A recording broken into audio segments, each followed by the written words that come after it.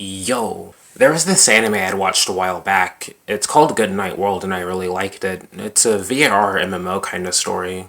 Hardly unique when it comes to Japanese fiction, but I think YouTube reviewers and anime fans who immediately write something off because it's been done before are really fucking gay, so I don't care. On top of having a story that I liked and cute girls that I want to molest, it also had a story about escapism and the nature of online relationships that really resonated with me. This anime kinda came and went. It's a Netflix original, which is weird. It's like that time Disney bought the rights to Black Rock Shooter, and all 12 episodes got shadow dropped all at once, so yeah, I never saw too many people talking about it. It's an adaptation of the manga written by Okabe Uru, and to my surprise, a pretty direct adaptation at that. I remember being scared that the two would be super different. There are some details that the anime either changed or added, but it's largely the same story. I've mentioned this before, but I get really bothered when adaptations are super different from their source. So yeah, pretty happy about that. I actually hadn't read the original manga until fairly recently. I was afraid it'd be really long, but it was a deceptively short read for me. 52 chapters looked like a decent amount, but a single chapter doesn't usually surpass around 20 or so pages. You can get through the entire thing in an afternoon. I actually prefer how the anime looks to the manga. The manga didn't cause me physical pain to read, but it did strike me as amateurish visually anyway. Not that that's an objective problem I have with it or anything, it actually kind of reminds me of something one would make, so I find it charming in its own way, but I just prefer how clean and pretty the anime looks in comparison. Also, I don't know where else to mention this, but there's a sequel series called Good Night World End that looks really interesting, but the translation's been stuck at chapter 4 for the past year now, and I hope a new scanlation group picks it back up, because I thought it looked really cool. The anime opens up on this really cool action scene. These two dudes are chasing this red dragon thing, and flying pirates are chasing them while shooting cannonballs and, a bit of context. So the VR MMO half of this anime takes place in this game called Planet. The top 4 players in Planet are all in this party called the Akabane family, and these two guys end up running into one of their best members and the big brother of the family, Ichi, after sniping their kill. When I first watched this anime, he immediately reminded me of Vincent from Final Fantasy Dirge of Cerberus. I can't be the only one who sees that, right? Now that I think about it, it must have been the red. I like his shark teeth. The other members of the Akabane family are the younger brother of the family, Mei, the sister of the family, at least as far as we're currently aware, and Shiro, the father of the family. The Akabane family seems to have this reputation of being these ruthless player-killing group that terrorizes people, but it seems like only Ichi is like that. Shiro seems pretty benevolent, is nice, and Mei is cute. Cute. Those two guys from earlier aren't important at all, by the way. You get this homely, almost too good to be true kind of impression from the family's dynamic and how they interact with each other and all, and it contrasts really well with the immediate shift in setting and tone immediately afterward.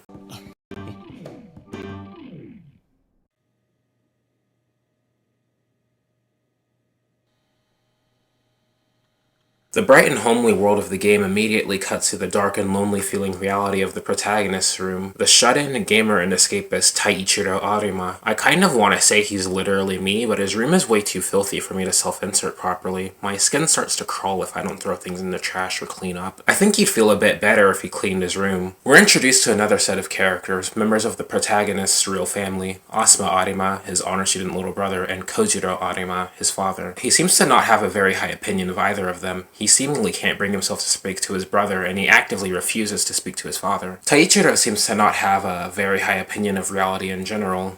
I'm sure he has his reasons. I'm actually kind of glad I never saw much discussion surrounding this show. Taiichiro is pretty standoffish, and that's actually something I really like here, but I notice some people are outright antagonistic towards characters like this, and I get it. Nobody likes when people are cunty for no reason, but I can easily see people just immediately writing him off as an edgelord or something when I think he has more depth than that. Though, I can understand if people just feel like the anime doesn't give him a good first impression. You can only really guess as to why this family seems as broken as it is, because it's not like they tell you that just yet. And I can see it being really easy to just assume that Taichiro's perception of how his brother perceives him is all in his head. His father's reaction to being called an old man also seems kind of understandable considering the standoffishness, but I don't know, I think I understand Taichiro.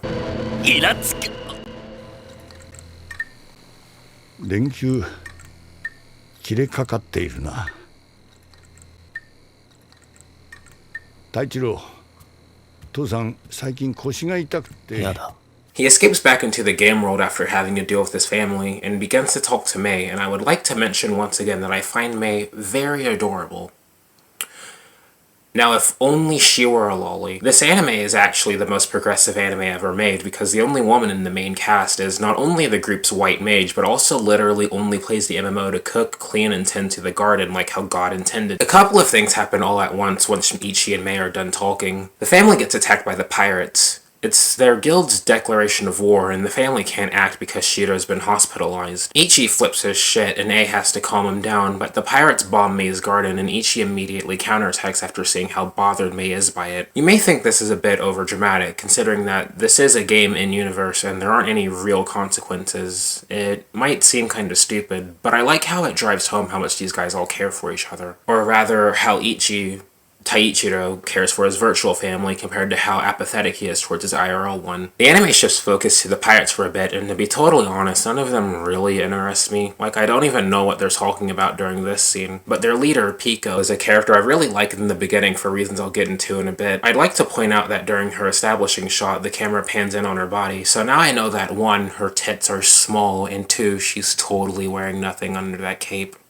The girls in this anime are really good. Also, she talks funny. Just before the episode ends, the main hook of the anime is revealed. If it wasn't already obvious, yeah, the Akabane family are all related IRL, but none of them know this. They all have their issues. Ichi, Taichiro in the real world, withdraws from society as he finds no value in the real world that's wounded him time and time again and left him with very little to live for. So he attempts to live in the world of Planet. Asuma has trouble earnestly expressing his emotions in real life, so the world of Planet is the only place where he can be his ideal self and let out his true feelings. Miyabi, suffers from shock and delusion as a result of losing her daughter. Like Taichiro, she lives in the world of the game to relieve her stress, to the point where she abandons the family she has left, spending days at a time in net cafes playing Planet. And Kojiro is hyper-perfectionist. He sees himself as perfect and demands the same from his family, verbally berating them all the while, sometimes using corporal punishment. Even when he does do wrong, he refuses to take full accountability. In the world of Planet, though, he's way more carefree and is able to have the familiar relationship he's always desired. The reason the pirates attack the Akabane family is because of this entity called the Blackbird of Happiness. Apparently, the creators of the MMO are offering 300 million real-world yen to whoever kills it. It spawns on Twilight Hill, which is where the Akabane family's house is. Shiro negotiates with Pico, and it's going nowhere because clearly the Akabane guys aren't going to give up their home. But then Pico offers to let them off the hook in exchange for Ichi's servitude. She has a massive crush on him. That's adorable. They flash back to when Pico and Ichi used to play together, and oh my god, he's so fucking cool.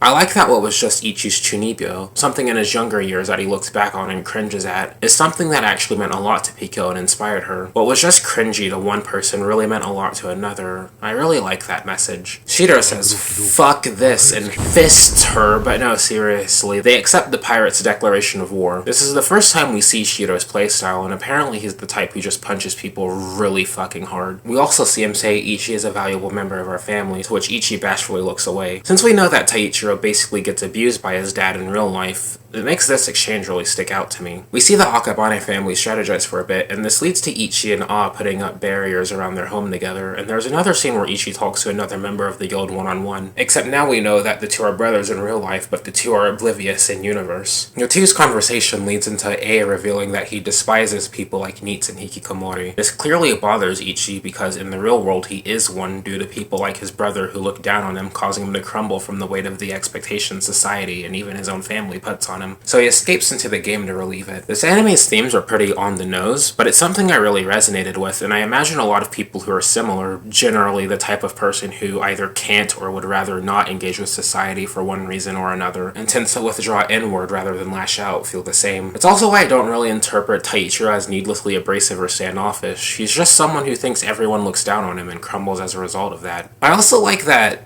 the themes are handled with some nuance. Not that it's uncommon with anime that deal with these themes, but like usually what I hear from pretentious anime fans and shitty YouTube reviewers is the usual escapism bad and well no shit. Literally everything is bad when done in excess, so that's not really a new or interesting revelation, and that's always struck me as a kind of condescending thing to say. So it felt kind of refreshing to me that this anime's approach is more like sometimes real life just sucks, so it's okay to want to escape from it sometimes. I do wonder what the original mangaka Okabe Uru's thought process was when writing, if he's been through similar things. Knowing this, I think this retroactively makes the interaction between Ichi and Shiro much deeper. All Taichiro wants is for someone to care for him, or at the very least not look down on him, and perhaps all Kojiro wants is to have someone to genuinely care for in a fatherly way, something he can't really do in real life. In the real world, the brothers have a very awkward dinner where Asuma just kind of watches Taichiro eat before passive-aggressively reminding him that he's incapable of doing anything. Well, that's not what he actually says, but, like, is that what he means deep down? Is this him trying to help? Or does Taichiro just think that's what he means? Maybe it's a combination of all of the above. Asuma suggests Taichiro at least get used to going outside with him. He mentions Aya, their little sister who was murdered partially at the fault of her father who forced her to go outside alone at night as punishment for being kind of slow in the head. This really bothers Taichiro, and he leaves. Their little sister Aya is like this shadow that's always looming over the Arima family. I can understand holding a grudge over it. The anime cuts back to the game world where Ichi and Ah both finish setting up the barrier while Shiro and Mei both hold off the pirates.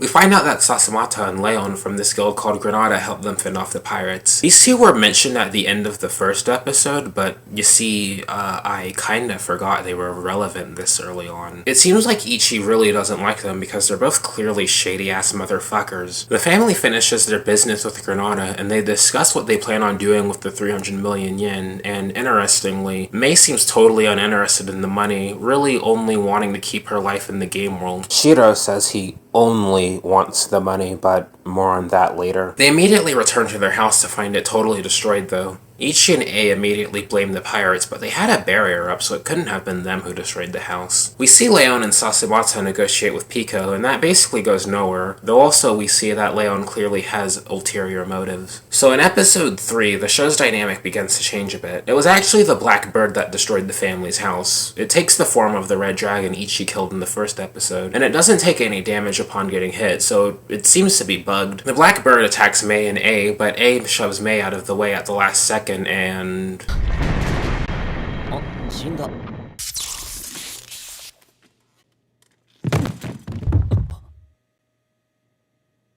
huh, that doesn't look very good. Leon explains to us, the viewers, because I have no clue why he would know this or why he'd need to tell Sasamata this, but he tells him that the black bird is literally an aberration of sorts. It's not supposed to be in the game. Shiro tells Ichi and Mei to immediately log out of the game, and they all do. Apparently this is really serious. In the real world, Kojiro logs out and calls his assistant and tells her to find out A's real identity and call an ambulance. Oh my god. Taichiro goes over to his brother's room after hearing him calling and sees him slumped over on the floor. We don't quite know what happened yet, but that attack from the black bird paralyzed him IRL. That's right, this VR MMO anime finally has a if you die in the game, you die for real moment. I was waiting for that. As he scrambles to go call 110, Taichiro looks back and glances at his brother's computer screen and...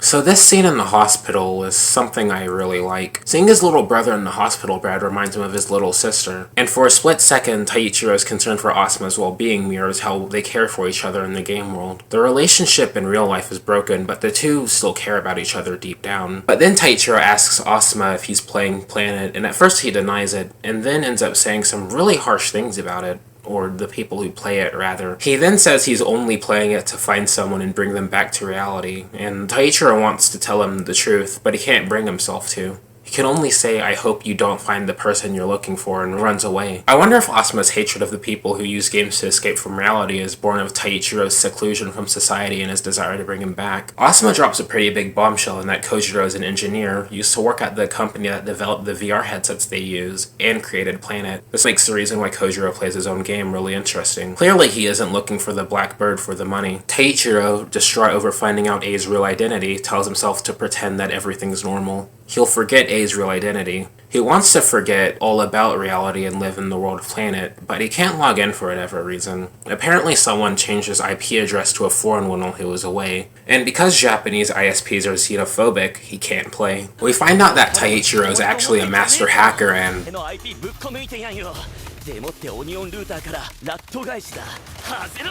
Whoa, that's pretty edgy.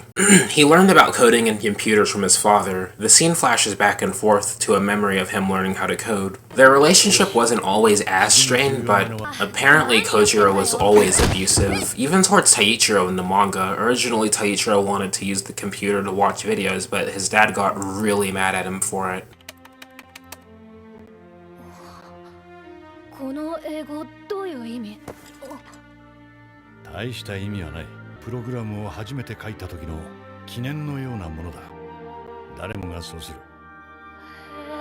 この素晴らしき世界への初めましての挨拶さ。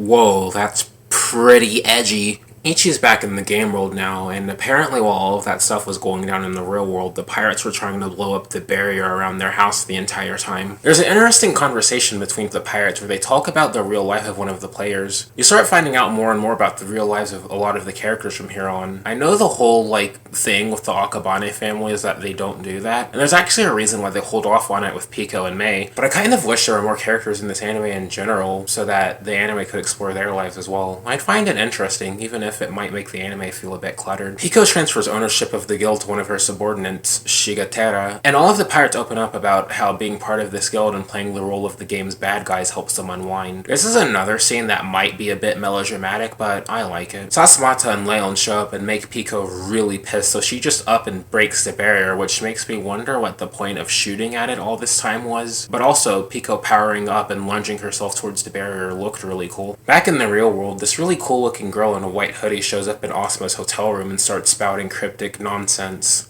So now it's 4 for 4 when it comes to this anime and girls whose shirts I want to slide my hand down. You find out later that this is Kojiro's assistant, Hana Kamura. She seems to have an odd sense of subservience to him. I'm not sure why she lies to him about A's identity, but Ichi and Pico are having a lover's quarrel back in the game world, and I'll just pretend that I know why they started fighting. Pico tells Ichi that if she wins, he has to join the pirates, to which Ichi basically says, okay. The anime flashes back to when Pico and Ichi first met, and we learn a bit about Pico here. She's kind of like Taichiro in that she's someone who's very apathetic towards the real world. In a later episode, we're shown that Pico, Hinaka Sakurai in the real world, has a very controlling mother. She parallels Taichiro in that she also can't experience reality, but instead of purposefully withdrawing from it, she's forcefully kept away from it by her mother. Her story in episode 6 is the one instance where she really gets to enjoy the splendor that reality has to offer, but she gets abused in return. The game is her only refuge. When she first started playing Planet, she even struggled to make friends in it. She's considering deleting the game before she meets Ichi for the first time and then gets killed by him, but that's how the two became friends for a time. Ichi wins the fight, and the fact that to Pico, Ichi essentially chose the family over her despite all the time they spent together really tears her up. But Ichi decides to form a party with her so that they can search for the Blackbird together. The two begin to talk while they search, and the real reason as to why Ichi left Pico before was because she wanted to meet up in real life. Her feelings for him were genuine and strong at that, but it's impossible for Ichi. Even if there might be something in the real world that's worth all the pain it's caused him, he doesn't want to risk it. But then the pain of him wanting to meet Pico in real life started to hurt him as well, so he shut her out. Ichi wonders why, despite trying to shut Pico out, he still wants to keep her close, only to realize that she's a vice to him. He's lost every other relationship in his life, and now even his connection to the Akabane family is shaky because he knows who A is. He realizes this, and then realizes he might have a problem. Mika opens up and tells Ichi why she formed the Pirates Guild. Originally, it was just because she thought Ichi needed more friends, but it got to a point to where many people depended on the pirates. It was their escape. Playing the role of the game's villains let them blow off enough steam so that they're able to face the real world the next day. Knowing that she's able to make her guild of friends happy is what brings her enough joy to face the real world, and her guild members feel the same about her. And then at the end of the episode, Shigatera betrays her and completely takes over the guild, removing her from it. So we're on episode 5 now, and this episode's a bit hard to talk about. Not for any actual reason, it's just really action focused. Ichi actually has a really big character moment where the first time he comes to terms with himself, he opens up to Pico about his problems and the two repair their relationship. 俺に言いたいことでもネトゲにアイデンティティ見出して何が悪い。しょうがねえだろ、現実がクソなんだから。それはお前の主観に過ぎねえだろバカが。そうだよ、主観でいいだろ。人それぞれ楽しけりゃいい。文句つけんな。あとバカって言うな。なら俺の意見も一つの主観だ。文句つけんなバカ。バカって言うな。そのクソ。I don't bad. Wow, Ichi really sucks at internet arguments. He should really take some notes from the Flan-chan school of internet argumentation. Ichi fights Shigatera, but he can't really do anything because of how guild weapons work in Planet. The more guild members a guild has, the stronger the weapon, and the Pirates Guild has over 3,000 members. Because action scenes are kind of boring to talk about, I'll mention that I really like how this anime looks here. I haven't talked about it much. I'm not an animator, so I don't know shit about the technical side of animating an anime, or how this anime will never ever compare to some piece of shit someone found in the back of a VHS store half a century ago. But I actually really like how this anime looks visually. I mentioned it before, but I like how it contrasts the bright, happy-feeling world of the game with the dark and oppressive feeling of the real world. I can't quite put my finger on it, but the scenes in the real world look more rendered. I think it's that the colors are less saturated and that the shadows are heavier in the real world scenes compared to the scenes in Planet. And the action, whenever it's present, looks really cool, IMO. There's actually a decent bit of gore in this anime. You see characters get brutalized on screen sometimes. I mention it because I know there are some people who are really into that kind of thing, but it was kind of hard for me to look at sometimes. What? Is that weird? Don't look at me like that. I don't handle that kind of thing well. It's not my fault. Maybe everyone else is weird for being desensitized to gore, yet freak the fuck out whenever they see any cleavage, let alone bare skin. One of these days I'm going to review a lolly hentai on this channel, mark my words. I will edit it and I will laugh as I do so, imagining the nervous, uncomfortable squirming of some of the complete pansies watching. It's only a matter of time. Your days are numbered, new fags. I do have to wonder why the other 3,000 members of the Pirates Guild aren't doing anything this entire time. We see that other members of the guild were willing to fight against Shigatera, so I wonder why none of them are doing anything. This episode has a kind of funny scene later on where Kamado asks to get the shit beaten out of her with a shoehorn. ぶってください。今そんな場合ではない。いえ、私の気が済みません。靴べらでどうかぶってください。Like, what the fuck? So this anime has 12 episodes, but episode 6 marks a huge shift in focus in this anime's story, and it's kind of hard for me to talk about. In episode 6, you find out more about the Blackbird and Pico, and from there, the anime becomes more of a typical VR MMO story. It's fairly straightforward and kind of gets into themes of AI and stuff. Again, I don't think that automatically makes it bad or not worth watching. I really like this anime, and the last half of it was a ride, and I was thoroughly engaged the entire time, but I don't think it'd be super interesting if I just sat here and summarized the rest of it, so I think you should go watch it yourself. Go on, watch it. Do it or I'll picaros you.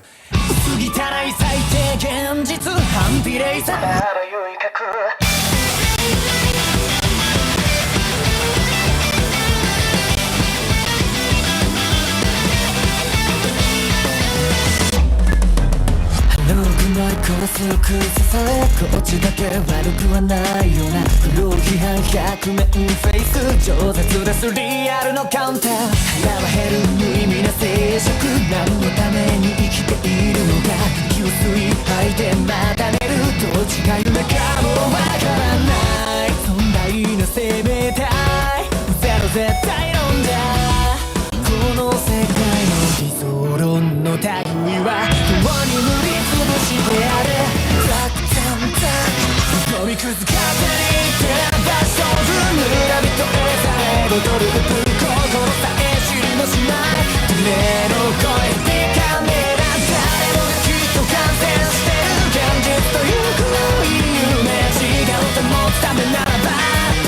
光